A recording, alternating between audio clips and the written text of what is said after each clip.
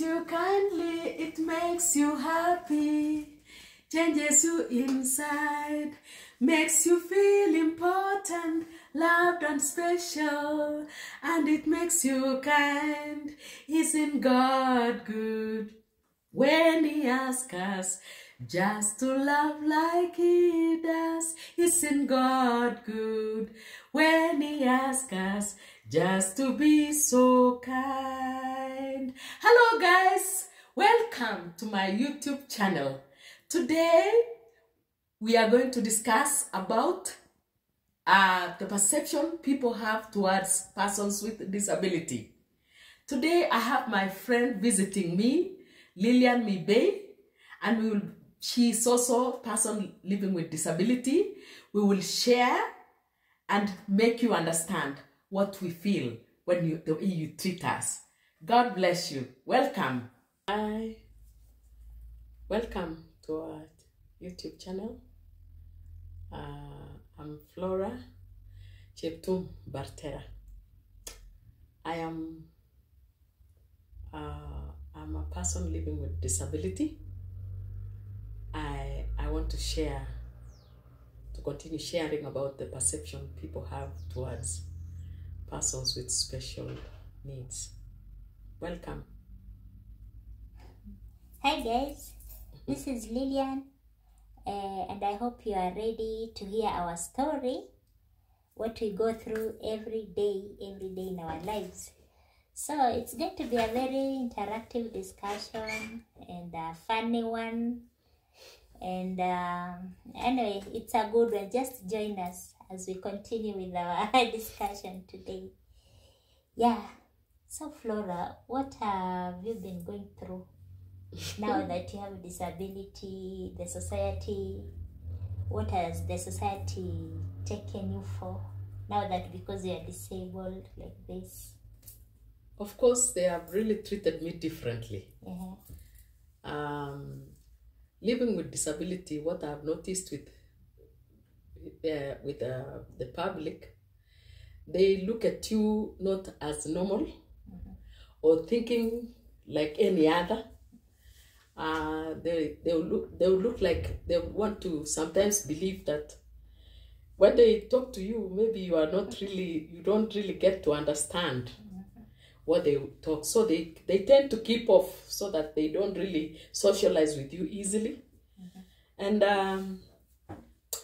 those are some of the things that I perceived. Let me say, Lillian, since so many years back, I've lived a lonely life because people have kept off. They don't want to come close. I don't know why. Yeah. Yeah. Actually, it's very challenging. Yeah.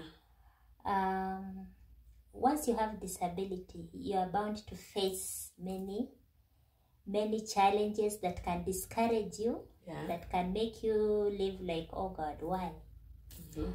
But sini maisha. we tuta change from what we are. Yeah. But there's a day also I can say, sometimes the society thinks we are contagious. That nikikaa hivi karibu na wewe nitakuambukiza kuwa na ulemavu. Na ugonjwa. There's a day nikanda matatu, then the guy was seated in the middle. Akakuwa, yani vile niliingia hivi alikaa tu hivi. Yani hakutaka, yani kama hakutaka tu kuniangalia, alikaa tu hivi. Hivi tu side ya dereva tu hivi. Alikaa maisha ya kuvumilia. Alivumilia. Hivyo mpaka mahali tulifika, akashuka akaenda. Sasa nikashinda nini mbaya you can imagine. You didn't know that because of disability, maybe she's but I thought, nikaona maybe anadhani nitamwambukiza. Yeah. And how did you feel, Lillian, when someone just behaves that way towards you? You will feel bad. You will feel bad. But sasa, what will you do? Pengine atana your awareness. Elewi kuwa it's not contagious. Yeah, it is true. Just assume. And I also slept. Yeah, hata mimi nifike pale nimeenda. Yes. Like in my case, I had an issue. Hey, one time I was walking in the streets of Eldoret, And I noticed there was a car that was written on sale. So I had a relative who had asked me to be on the lookout to check if I can get a vehicle, that a small car that is on sale and used, but should come from this Waindi. What I believe, Waindi, they keep their cars safe, they maintain their cars. So I saw one in the streets, somewhere near the county headquarters. Yes. So I was going to board Matatu to come home. When I noticed there was that car, so I decided to walk towards it. With your crutches. With my crutches. I was walking on the way. And as I was approaching the car, there was a lady in that car. So she started turning, kurudisha kioo, anarudisha kioo. Baka kapakisha mahali kadogo towards, when I reached there, then she asked me, Akuna shilingi? Hey, akuna shilingi? The lady was like, I mean, she treated me like a beggar. I mean, alinichukua kama nimeenda kuomba shilingi. So I felt so bad. Mpaka nikasikia uchungu ndani ya moyo wangu, and I began talking to her, and I decided to speak in English. Yes. Me, I thought maybe she's looking at me. Then maybe if I speak in English, she'll really try to understand that I'm not really a beggar. I'm someone who is enlightened. I'm someone who has gone to school, and I'm someone whom I could be working, and could be earning my own money. Sure. So I spoke to the lady and I told her, I'm not a beggar. Yes. Kindly don't treat me like a beggar. And after that, I left. I did not even ask about the cost of the vehicle, because already she had inflicted a lot of pain in me. Sure. And immediately I left there, I felt so bad. And I cried bitterly. I said, how can people just treat me like this? How can somebody just think that I could be a beggar? Can't I be something better than what they see in me? Yeah. Yes. There is that problem with the society. They think like, once you have a disability, you are a beggar. You can't afford anything. You can't even buy that vehicle. You can't. Like, you cannot even afford anything. Kazi yako tu ni uombe, upewe. They forget that people with disability nowadays have gone to school. Others are working, others are in business. Yes. Wako na akili. Haimanishi like once we are physically challenged, hata akili hakuna. No, we are okay. We are okay. Yes. Yeah. Yeah. So what other experiences, Lillian, have you experienced? Another funny story actually. Especially Kule village. You know, sometimes in the village people think when you talk to a man, you are planning to go and do other things. So there's a day I was talking to our neighbor. We were just discussing issues about area. Tumeongea. Then I was told kuna jamaa alipita. Akaenda akapata vijana kwa barabara wamekaa. Wakajiambia, na huyu Samuel kichwa yake ni mzuri. Ameongelesha huyo de. Anajuaje kama ako na pale. Anajuaje kama ako naye. Na you can imagine surely. Ningekuwa bado naishi. Surely unexpect hata chuo niende aje. Short call, long call. I'm a human being. So I manage that I'm very abnormal. So hao watu vijana walisikia wakashanga huyu anasema nini. So it happened. Someone alienda kaambia kijana, then that guy alikuja akaniambia, tunasikia vile watu wanaongea. Surely we are normal. And we have feelings. Yes, we have feelings. Flora is one of them. She's married. She can tell you. I will also share one incident, Lillian. Yes. When I got my firstborn baby, Of course, there's a song that I sang. I sang this song that says, just thanking God for the many things that He has done for my life. Of course, I passed through a lot of challenges in life. And then, of course, God has brought me through. Through it all, I've overcome. And I'm a happy person. So I sang this song, thanking God for what He was able to do in my life. One of the things that I was thanking God for was that the fact that He gave me a husband. Yes. I asked of Him from the Lord. And then He gave me children. Children. It's true. I've seen them. And then, kumbe, there are some people who have just been looking at me from far. Yani waliposikia kwanza wimbo, they were so touched. Alafu wanasoma kwa hiyo CD, it was a cassette by that time. Wanasoma Flora, Cheptum, Buzu. So wanauliza na Buzu ni nini? So some of them became so eager, they want to know. Wamependa hii sauti. Mwenye anaimba vizuri sana na wamempenda. So wanaume wakasema na hii Buzu ni nini? So they discovered I'm married to not somebody from Kalenjin, but somebody from far. Western. Yes. Alafu wakasikia tena amepata watoto. So it was a great thing to some people. Yani ilikuwa ni maajabu to the extent that people traveled. Unajua hiyo wimbo iliwagusa sana. So men traveled. Even some came as far as Kericho. Wow. They came to my house. They want to confirm huyu Flora ameolewa kweli. Alafu the next thing ambao walikuja kuniuliza ni ati wewe ulipata mimba? Ulibebaje? How did you carry your ulibebaje mimba? And I'm sure they were like, we want to see this kid. Yeah, we want to confirm whether this child is normal. Yani several people came asking me questions. Yes. Alafu mwingine Lilian siku moja natembea ndani ya matatu. Akasema wewe ndio Jeptu mlimba hii wimbo hii wimbo yenye imegusa dunia hii yetu. Yes. Alafu akaniuliza he was a Mnandi this time because I discovered he was from Nandi.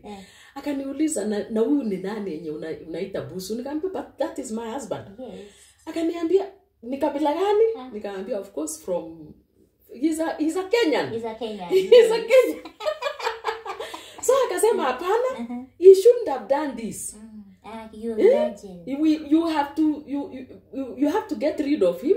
Na mimi nikuje nichukue wewe. Sasa nimekuwa valuable kwa sababu ya the voice. The sauti na nini. Unaona sasa. So when somebody wants to identify himself with me, not because of disability, but because of that talent that I. And also now that they've seen there is a man who has tried to marry you. So they wanaona kumbe they can also marry. Oh, so they wanted possible. You to get rid of him. Ndio sasa wakukujie. At first kumaanisha walikuwa wanaogopa na wangetaka. Hata nilishangaa sana. Nilishangaa what people think. What perceptions they have towards us. Ya kwamba we cannot make good wives. Waliwahi check mtoto wako onekane normal? Of course they came hapo to home. Wakaona msichana wangu wakati huo alikuwa amefika the age ya kutembea. So wanamwangalia na they could not believe. The questions kwanza yenye iliwasumbua sana, how did I carry the pregnancy? How did it work? But tunabeba. Yes. Tunabeba. Yes. Yes. That's interesting. Yes. Any other challenge you've gone through? There are so many, Lillian, challenges that we've gone through. Like also, especially our parents, the society imekuwa ikiwa discourage. They're like, unashughulika na mtoto kwa hivi. Do you think it's like, you're wasting time? Hakuna haja. Like for my case, my mom was told, shughulika na watoto wengine. You're just wasting your time on this kid. But for a parent, mwenye mtoto wa mtu ni wa mtu, but my mom hakusikia hiyo. Pengine angesikia singekuwa hapa tukiongea. So sometimes wanaonanga hakuna haja ya kutupeleka shule. Hakuna haja, yani tusifanywe mambo mengine kuliko hao watoto wengine. Mtu wache washughulikia wengine kwa sababu ndio watoto. But do you know that is what is happening in the society right now? Sure, Lillian. it's happening. Do you know that there are so many parents who have children with disabilities and they have been abandoned? Sure. They have never been given this opportunity to go to school. And they have bought those ideas from the public. Yes. Ya kwamba, you are wasting your time helping a person living with disability. You will never benefit from such a person. Just look at me. Me, when I was growing up, nilijikuta tu kama natembea kwa magoti. Lakini it just took the hand of God. Na nashukuru Mungu kwa sababu ya mzazi wangu. Alipopewa an idea ya kwamba there is a school that has been built for persons living with disability. Baba yangu hakuchukua nafasi na kukataa. Alikubaliana na hawa watu akamwambia tafutinieni mimi mahali anaweza kwenda. Na kweli after so many years of waiting to go to school, because I began when I was only 13 years. Class 1, imagine. Yeah. So it is happening in our home states. As we speak sahi. Kuna watoto wengi sana walemavu. Kuna watu wengi hata ni watu machua ambao hawakupata hiyo nafasi. Na ni kwa sababu the perception of the public ya kwamba we can never amount to anything. We can never do anything tangible. Like in my case, I want to assure you public ya kwamba as we are talking to you, we are talking to you from my own house. I own a building. I own a home. I'm not with my parents. And because of that a small opportunity that my parents gave me, I live independently. Sure. Yes, I live independently.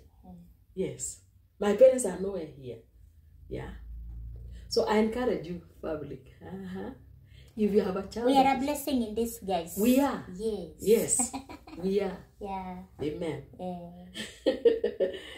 So guys, stories that surround disability ni mingi sana. We shall be telling you more and more every day. I think for today we shall stop at that. Maybe Flora can tell you where you can find her. On Facebook, she has a channel also. She'll tell you where you can find her, and also subscribe to her channel. Subscribe to her songs. She's a great singer. Kindly support her. Yes, Flora, you can actually tell them. Yeah, my viewers, you can find me on my YouTube channel, Flora Cheptum Media, and you can find me also on Facebook, Flora Buzu. It is there. And just subscribe to my YouTube channel. Support me, viewers, so that I can continue encouraging those parents who have children with disabilities. Encourage even persons with disabilities who never had an opportunity in life to know that they are something a person living with disability can wake up and be able to continue with life as usual. God bless you. Subscribe to my YouTube channel. Thank you. So, bye. Till next time.